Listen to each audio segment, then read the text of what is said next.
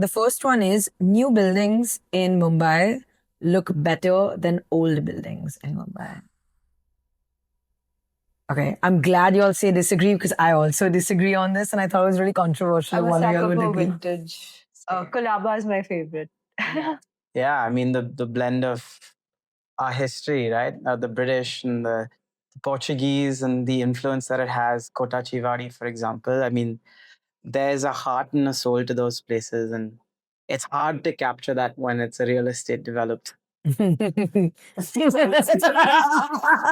also feel like architecture has been very simplified over the years when the whole beauty was from like the workmanship of the marble and those carvings and the art deco-ness of those buildings, and it was something else. So Indian homes are becoming more experimental than ever before.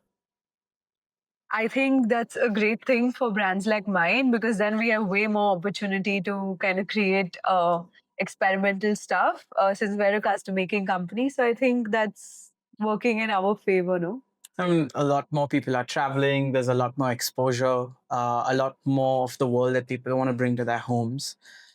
So I'm happy that we're pushing the boundaries in our own homes as well. The third question would be, or the third statement would be, most clients underestimate the amount of time good design actually needs. Definitely. I feel like design is not a linear process. There's every time we feel like we've moved 2 steps forward, there's something that sort of has to draw us back, and we take it in our stride. But I think that pull and push is really time consuming, and there's no singular answer. So that's where you got to strategize and have conversations continuously with your clients to make them realize sometimes that this is a circular process. It is not a simple process. It's not a straightforward solution, and it's just through conversation where we can make things better.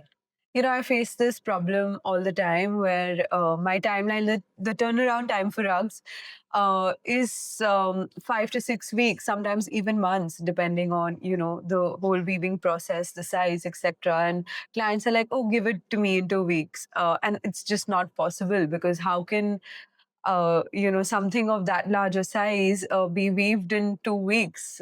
It's just not possible. So I think, yeah, there is a whole process and, you know, time, effort spent in all of it, which sometimes you have to communicate to the client that this is our process. You know, this is how long weavers take, and you have to just value and respect that and then move forward with the order. Yeah, everyone's in a rush, and I feel like they underestimate the amount of time that even your design thought process would take to create something for them. Yeah. I think the execution part is, of course, fixed and dependent on the manufacturers, but I feel like the actual design process also takes time, and people tend to think that you have these designs ready in your head when they're not, and it does take some time for you to like execute it, and sometimes there could be a block even that you need to work through. So yeah, I completely understand that.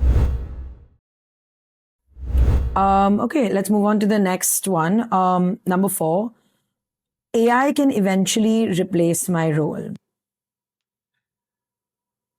I had to disagree with that as well because I'm absolutely not a fan of AI in design. I think it can complement and help you process your work a lot faster, but I don't think that it could replace in human minds. What do you all think? I think I use AI to my advantage quite a bit. I think it does save you a lot more time, but the input that you have to put in is you. So AI cannot completely generate something out of thin air.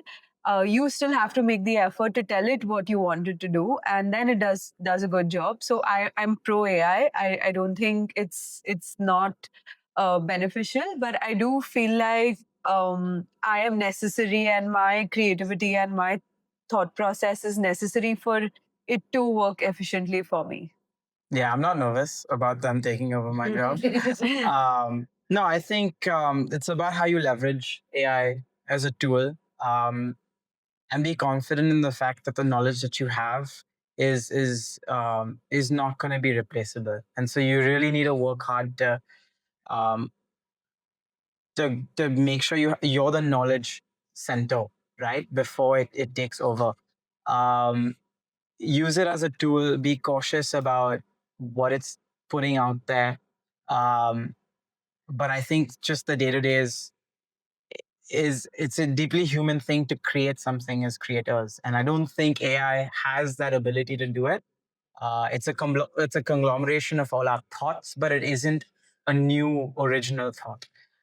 So we need to be cautious of how we use it, how much we deliver to it.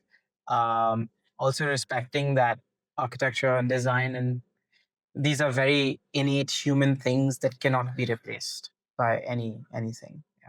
I also feel like with AI, it's also not something that has empathy, right? And in a service-based business like mine, you Absolutely. have to kind of be relatable and empathize and sympathize with the client and kind of understand that their psychology of what they're expecting out of you. So I don't think AI has got that yet, or could ever get that. Like comfort and design should always win over aesthetics. Do you think that you would agree with that? Oh, we have a disagreement for the first time. What do you think? I think vanity is insanity. So I feel like, I think sometimes you go for beauty over comfort. In my space. But I can understand why his perspective could be different, because I wouldn't like to live in a beautiful looking but discomfortable house. But I could do with, a beautiful rug that's not as soft, maybe. I don't know.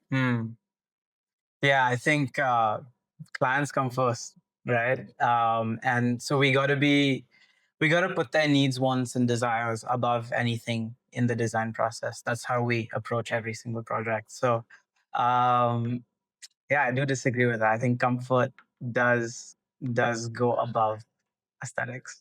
That's also a difference between men and women, I think. That's like a difference. I was gonna in, say that I think a lot of gender. women are happy with the beauty is pain mentality, and why Yeah. we put aesthetics You over know, comfort. that happens all the time with like clients as well, where the wife is very like, let's do colorful and let's add tassels and let's add zari and let's add this and let's add that. And the when the husband comes in the picture and they're like, I just want a beige and off-white rug with like minimal Not design. complicated. And that's when you have to step in and be like, okay, how do you kind of bridge this gap between the two things and the two expectations?